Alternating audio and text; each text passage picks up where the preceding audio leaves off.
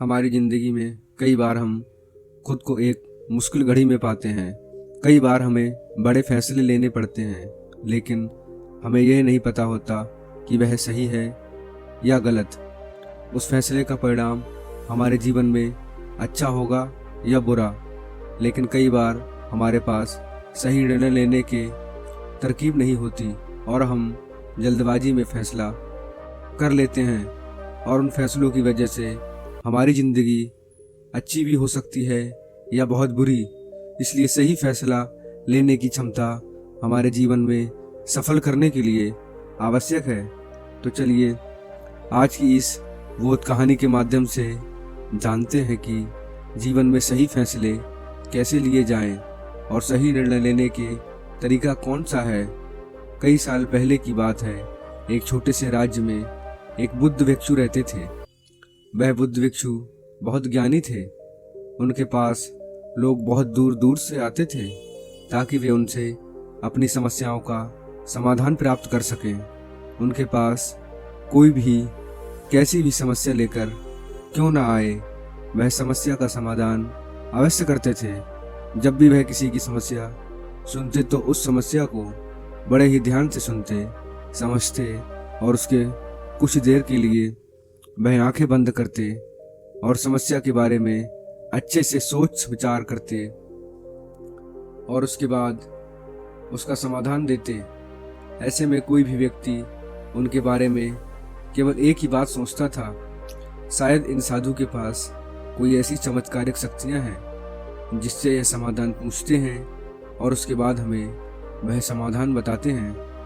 एक बार एक युवक ने उन चमत्कारिक महाराज से पूछ भी लिया, क्या आपके पास कोई ऐसी चमत्कारिक शक्तियां हैं जिसके कारण आप हमारी समस्याओं का समाधान करते हैं? आपके पास ऐसी कोई दिव्य दृष्टि है जिससे आप हमारी समस्याओं का समाधान खोज पाते हैं? उस युवक की यह बात सुनकर वह साधु हंसने लगे, लेकिन उन्होंने उस युवक की बात का कोई जवाब नहीं दिया। उसके कुछ ही दिनों बाद उस राज्य में एक बड़ी अजीब सी घटना घटी। उस राज्य में एक बूढ़ी औरत रहा करती थी जो अपने पूरे घर में अकेले ही रहती थी। उसका कोई न था। उस राज्य से होकर 4 मित्र अपने घर की ओर जा रहे थे। वे लोग दूसरे नगर में काम करके पैसा इकट्ठा करके अपने गांव की ओर जा रहे थे। वे लोग पैदल ही यात्रा किया करते थे। इसी कारण वे चारों मित्र अपने अपने धन को इकट्ठा करके अपने गांव की ओर जा रहे थे। उन चारों ने अपना अपना धन एक छोटी सी पोटली में रखा था और उसी पोटली में उन सबकी सारी कमाई थी। तभी उन चारों मित्रों में से एक मित्र कहता है, मित्रों, इस तरह से यदि हम अपना धन अलग अलग रखेंगे तो इससे हमारा धन चोरी हो सकता है। क्यों ना हम अपना सारा धन एक ही पोटली में रख दें, जिससे हम सब इस पर ध्यान भी दे सकेंगे और हमारा धन सुरक्षित भी हो जाएगा। और जब हम अपने गांव पहुंच जाएंगे तो हम अपना अपना हिस्सा इसमें से ले लेंगे। मित्रों ने उस मित्र की बात मान ली और वे सभी मिलकर अपना धन एक ही पोटली में रख देते हैं। और चलते चलते काफी समय बीत चुका था और अब रात होने वाली थी। तभी आगे चलकर रास्ते में उन्हें एक घर दिखाई दिया जहां पर एक बूढ़ी औरत रहा करती थी। रात्रि का समय भी हो चुका था और उन चारों मित्रों को रात रुकने के लिए कोई ना कोई जगह भी चाहिए थी।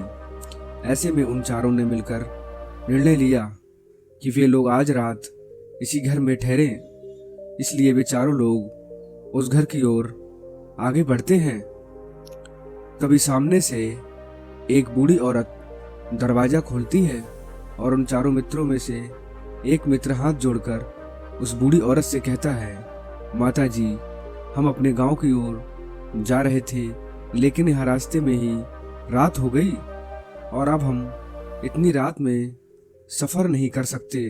इसलिए हमारी आपसे विनती है कि हम आपके यहाँ पर एक रात रुकना चाहते हैं। सुबह होते ही हम यहाँ से चले जाएंगे।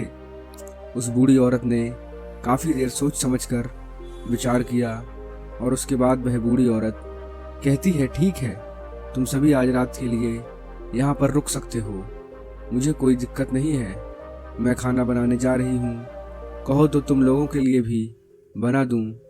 उन चारों ने सहमति जताते हुए कहा, हाँ बिल्कुल। उसके बाद उन चारों मित्रों ने धन की पोटली उस बूढ़ी औरत को थमा दी और कहा, माता जी, इस पोटली में हमारे साल भर की कमाई है। हम चारों ने अब तक का अपना सारा कमाया हुआ धन इसी पोटली में रखा है और अब हम इसे आपके हवाले करते हैं, क्योंकि ये हम चारों से ज़्यादा आपके पास सुरक्षित होगा। हम बस इतना चाहते हैं कि यदि हम चारों में से कोई व्यक्ति लेने आए तो आप इस पोटली को उसे मत देना जब तक कि हम चारों एक साथ इस पोटली को लेने न आए। तभी वह बूढ़ी औरत कहती है, ठीक है, आप लोग तो सुबह यहाँ से चले जाने वाले हैं, मैं आपको सुबह ही ये पोटली थमा दूंगी। वह धन की पोटली उस बूढ़ी औरत को थमा कर चारों मित्र निश्चिंत हो जाते हैं कि अब उनका धन सुरक्षित है। वे लोग खाना खाकर सो जाते हैं। अगली सुबह जब वह चारों उठते हैं तो सभी लोग अपनी आगे की यात्रा के लिए तैयारियां शुरू कर देते हैं। उन चारों नौजवान में से एक नौजवान थोड़ा सा बदमाश था। वह अपने उन तीनों मित्र से कहता है, भाइयों, इस बूढ़ी औरत ने हमारी रात भर खातिरदारी की है, हमें अच्छा भोजन खिलाया, सोने के लिए अच्छी जगह दी, रात भर यहाँ सर छुपाने के लिए एक अच्छा मकान दिया और हमने अब तक उसके लिए कुछ नहीं किया। वह बूढ़ी औरत अकेले ही खेतों में काम कर रही है। क्या हम सभी यहाँ से जाने से पहले इस बूढ़ी औरत की मदद नहीं कर सकते? उस बदमाश नौजवान ने मन ही मन यह योजना बना ली थी कि वह किसी तरह उस बुढ़िया से पोटली हासिल करके ही रहेगा। बाकी के तीनों मित्र उसकी बातों में आ जाते हैं और वे सभी मिलकर उस बुढ़िया की मदद करने खेतों में काम करने के लिए चल पड़ते हैं। वे सभी मिलकर खेतों का काम कर ही रहे थे कि तभी वह बदमाश नौजवान अपने बाकी मित्रों से कहता है, मित्र, मुझे जोरों की प्यास लग गई है, मैं जरा उस बूढ़ी औरत से पानी मांग कर लाता हूँ। वह बाकी मित्र भी अब काफी थक चुके थे, उन्हें भी जोरों की प्यास लगी थी, इसलिए वह तीनों मित्रों से वहां से जाने की कह देते हैं। जैसे ही वह बदमाश उस बूढ़ी औरत के पास पहुंचता है, वह उस बूढ़ी औरत से कहता है, माता जी, अब हम यहाँ से जा रहे हैं, कृपया करके हमारे धन की पोटली हमें वापस दे दो। इस पर वह बूढ़ी औरत कहती है, नहीं नहीं, जब तक तुम चारों एक साथ ना हो तब तक मैं वह पोटली किसी को नहीं दे सकती। तुम्ही ने तो कहा था कि जब तक हम चारों एक साथ ना हो तब तक यह पोटली किसी को नहीं देनी है। तभी वह बदमाश उन तीनों की तरफ इशारा करते हुए कहता है, ले लूं क्या? उन तीनों ने सोचा कि हमारा मित्र हमारे लिए पानी लाना चाहता है, इसीलिए वह हमसे पूछ रहा है। तभी उन तीनों मित्रों ने इशारे में उस युवक से कहा, हाँ ठीक है, ले आओ। यह देखकर उस बूढ़ी औरत को यह लगने लगा कि अब यह चारों यहाँ से जा रहे हैं और यह अपनी पोटली मांग रहे हैं, इसलिए उस बुढ़िया ने वह पोटली लाकर उस बदमाश के हाथों में रख दी और वह बदमाश उस पोटली को लेकर वहां से चला गया और बाकी के तीनों मित्र अपने खेत के काम में व्यस्त हो जाते हैं। कुछ देर के बाद जब वह तीनों खेत का काम करके वापस लौटते हैं और बुढ़िया से कहते हैं, माता जी, हमारा मित्र जो यहाँ पानी पीने आया था वह कहाँ गया? इस पर वह बुढ़िया कहती है, क्या वह पानी पीने आया था? पर वह तो कह रहा था कि तुम चारों जा रहे हो, कृपया करके हमारे धन की पोटली हमें थमा दें। तब तीनों बड़े आश्चर्य होकर उस बुढ़िया से कहते हैं, माता जी, हमने भला कब कहा वह पोटली मांगी थी? हमें तो प्यास लगी थी और हमने पानी के लिए इशारा किया था। तभी बूढ़ी औरत उन तीनों से कहती है, परंतु अब तो वह पोटली लेकर जा चुका है। तभी वह तीनों मित्र सर पकड़कर रोने लगते हैं और कहते हैं, माता जी, उसमें हमारा सारा कमाया हुआ धन था जो वह केवल अकेले लेकर भाग चुका है। हमने तो आपको कहा था कि जब तक हम चारों एक साथ ना आए तब तक आप यह पोटली किसी को नहीं देंगे। फिर आपने ऐसा क्यों किया? इसमें आपकी गलती है। हमने आपको उस पोटली की हिफाजत के लिए रखा था और आपने उसे एक ऐसे आदमी के हाथों में दे दिया जिसने हमारा सारा धन हमसे लूट लिया। हम बर्दाश्त नहीं करेंगे। हम राजा के पास जाएंगे और राजा से आपकी शिकायत करेंगे, न्याय की मांग करेंगे। अब तो इस बात का राजा ही फैसला करेंगे। तीनों नौजवान क्रोधित होकर राज दरबार में पहुंच जाते हैं और अपनी सारी समस्या उस राजा को बता देते हैं। जब वह राजा उन तीनों नौजवान की बात ध्यानपूर्वक सुनता है तो वह तुरंत ही उस बुढ़िया को राज दरबार में पेश होने का आदेश देता है। राजा के आदेश पर राजा के सैनिक तुरंत ही उस बूढ़ी औरत को राज दरबार में पेश करते हैं और राजा भरी दरबार उस बूढ़ी औरत को दोषी करार दे देता है और कहता है, तुम्हें वह पोटली उस अकेले व्यक्ति को नहीं देनी चाहिए थी। जब उन्होंने तुमसे कहा था कि जब तक वह चारों एक साथ उस पोटली को लेने ना आए तब तक तुम्हें वह धन किसी को नहीं देना चाहिए। इससे तुम्हारी गलती है और अब तुम्हें उसका हर्जाना भरना होगा। तुम्हें इनका धन लौटाना होगा। राजा का यह आदेश सुनकर बूढ़ी औरत फूट फूट कर रोने लगती है और राजा से मदद की गुहार लगाती है और कहती है, हे राजन, मैं तो एक बूढ़ी औरत हूँ। मेरे पास इतना धन नहीं है और ना ही मेरे घर में कोई ऐसा है जो धन कमाता हो। मेरे पास इतना धन नहीं है कि मैं इनका धन लौटा सकूं। मैं तो अकेली हूँ, बेसहारा हूँ। कृपया करके मुझ पर रहम करें। लेकिन राजा उस बूढ़ी औरत की एक नहीं सुनता। वह बूढ़ी औरत रोते हुए अपने घर की ओर जा रही थी। यह सोच रही थी कि आखिर मैं इतना धन कहाँ से लाऊं? कैसे मैं उन लोगों का यह धन लौटाऊं? मेरे पास इतना धन नहीं है। मैं क्या करूं? यदि मैंने उनका धन नहीं लौटाया तो राजा मुझे मार डालेगा।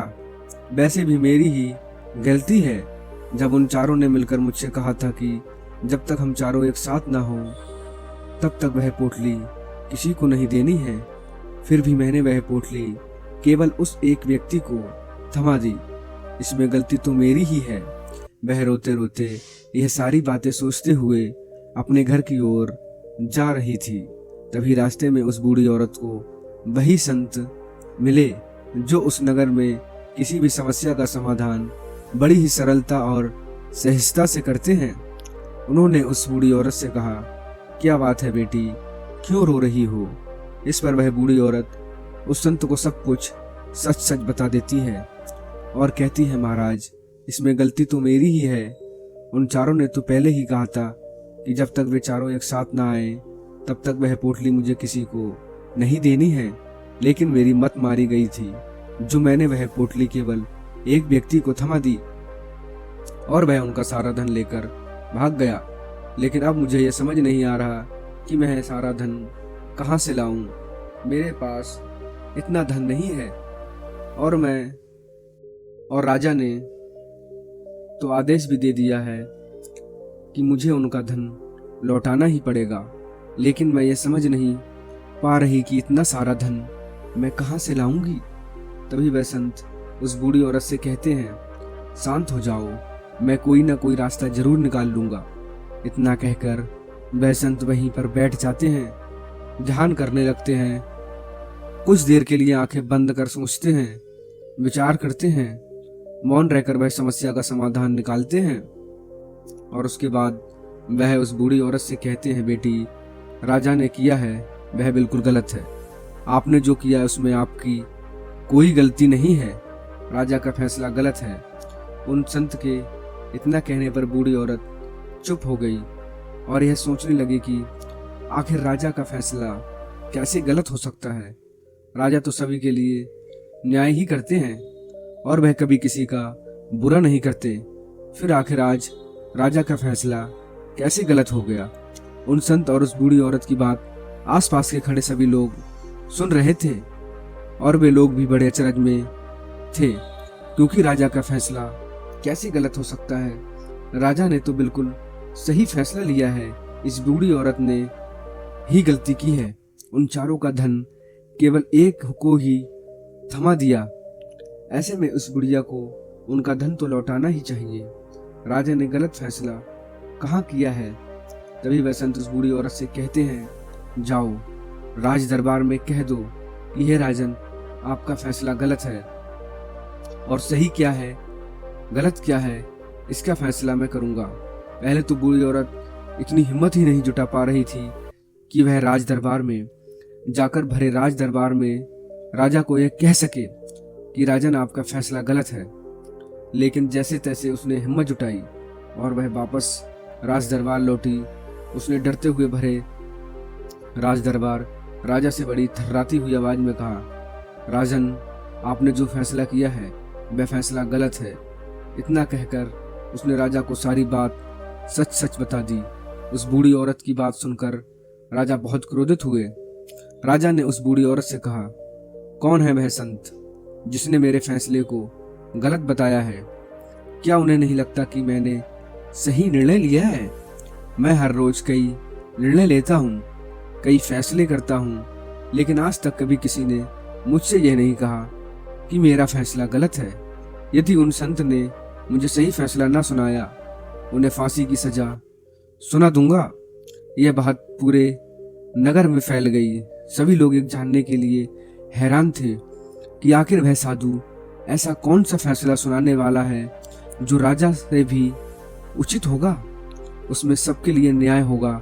राजा ने सैनिकों को तुरंत ही आदेश दिया कि जाओ और उस संत को राज दरबार में लाओ। राजा की आज्ञा के अनुसार वे सैनिक तुरंत ही उन संत को लेने के लिए निकल पड़े। वे लोग कुछ ही देर बाद उन संत को लेकर राज दरबार पहुंचे। राज दरबार में सभी लोग उपस्थित थे और सभी लोग उन संत के फैसले का इंतजार कर रहे थे। उन संत को देखकर राजा कहता है, महाराज, आपको ऐसा क्यों लगता है कि हमने जो फैसला किया है वह गलत है? उस बुढ़िया ने यह वादा किया था कि वह चारों लोग एक साथ ही वह पोटली लेंगे, फिर आखिर उसने अपना वादा क्यों तोड़ा? इसने वह गलती क्यों की? इसने केवल एक ही को पोटली क्यों दी और वह उनका सारा धन लेकर यहाँ से भाग गया? तो क्या इसमें इसकी गलती नहीं है? क्या इससे इसका धन नहीं लौटाना चाहिए? इस पर वह साधु बड़ी विनम्रता से राजा से कहते हैं, हे राजन, ये आपका फैसला था, लेकिन मैं आपसे कुछ कहना चाहता हूँ। राजन, जैसा कि वादा किया गया था कि पोटली एक साथ उन चारों को दी जाएगी, तो अभी तो ये केवल 3 है, चौथा कहाँ है? तो इनसे कहिए कि ये लोग यहाँ से वापस जाएं और अपने उस चौथे मित्र को यहाँ लेकर आए, तभी इनका धन वापस किया जाएगा। और वादा भी ऐसा ही किया गया था कि जब तक चारों लोग एक साथ ना हो तब तक उनका धन उन्हें नहीं लौटाया जाएगा। और यदि यह बूढ़ी औरत इन तीनों को धन लौटा देती है तो यह बूढ़ी औरत अपना वादा तोड़ देगी और यह सही नहीं है। इसलिए यदि आप चाहते हैं कि इनका धन लौटाया जाए तो पहले इनसे कहिए कि ये लोग जाएं और अपने उस चौथे मित्र को यहाँ पर वापस ले आएं। उस राज दरबार में हर कोई इस बात को सुनकर बहुत खुश हुआ। सभी ने उन संत की बात तारीफ की। राजा भी उन संत के इस फैसले से पूरी तरह से सहमत था। राजा तुरंत ही उन संत के सामने सिर झुका लेता है और हाथ जोड़कर उनसे कहता है, हे महाराज, आपका ये फैसला इतना सही कैसे हो सकता है? आखिरी बात मेरे दिमाग में क्यों नहीं आई? मैंने इस बात को इस तरह सोचा क्यों नहीं? तभी वह साधु उस राजा से कहते हैं, हे राजन, आपके पास और भी काम होते हैं, आप दिन भर में व्यस्त रहते हैं, आपको जल्दबाजी में फैसला लेने की आदत पड़ गई है। आपने इस मामले को सुना समझा, लेकिन इसे देखने में आप गलती कर गए। इससे आपने केवल ऊपरी तौर पर देखा, आपने इसकी गहराई तक जाने का प्रयास तक नहीं किया। यदि आप इस फैसले की गहराई को देखते तो आप भी इसी नतीजे पर आते। जब तक हम किसी मामले की गहराई तक नहीं जाते तब तक हम उसका सही समाधान नहीं निकाल सकते। लेकिन हम में से अधिकांश लोग तो अपने फैसले केवल जल्दबाजी में लेना चाहते हैं, भले ही वह मामला कितना भी गंभीर क्यों ना हो। हमें तो बस अपना हक चाहिए, हमारा नाम होना चाहिए, भले ही फैसला हमारे लिए आगे चलकर नुकसानदायी क्यों ना हो। लेकिन हम तो उस मामले की गहराई जानने के लिए सोचते तक नहीं। तभी राजा उन संत से कहते हैं, हे महाराज, क्या आपके पास कोई दिव्य शक्ति है? क्या आपके पास ऐसी कोई चमत्कारिक शक्ति है जिसे आप सवाल करते हैं और बदले में वह आपको जवाब देती है, जिस कारण आप सटीक और सही समाधान बता पाते हैं? आप इस राज्य के राजा हैं, इसीलिए मैं आपको इस प्रश्न का उत्तर देता हूँ। मेरे पास ऐसी कोई शक्तियाँ नहीं हैं। मैं तो केवल हर मामले की गहराई तक सोचता हूँ, उस पर विचार करता हूँ। फिर जब मैं विचार करता हूँ तो मेरे सामने कई सारे समाधान आते हैं, और जो समाधान मेरे सामने आते हैं मैं उन पर भी विचार करता हूँ, उनके बारे में भी गहराई तक जाता हूँ। और जब तक मुझे लगता है कि इस समस्या का समाधान यही होना चाहिए, तभी मैं समाधान उस व्यक्ति को देता हूँ। यदि हम कम बोलना शुरू करें, आप पूरी तरह से मौन हो जाएं, इसका अर्थ यह है कि आप भीतर से शांत हो जाएं। और जब आप भीतर से शांत होने लगते हैं तो आपका मन स्पष्ट होने लगता है, साफ होने लगता है, और आप किसी भी चीज पर सोच विचार कर सकते हैं।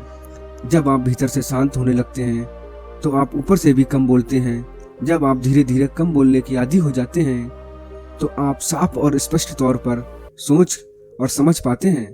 आपके विचारों में शुद्धता आ जाती है, जिससे आपको यह साफ और स्पष्ट देखने को मिल जाता है यह कौन सा फैसला सही होगा और कौन सा फैसला गलत होगा। आपको उस परिस्थिति में क्या करना चाहिए और क्या नहीं करना चाहिए।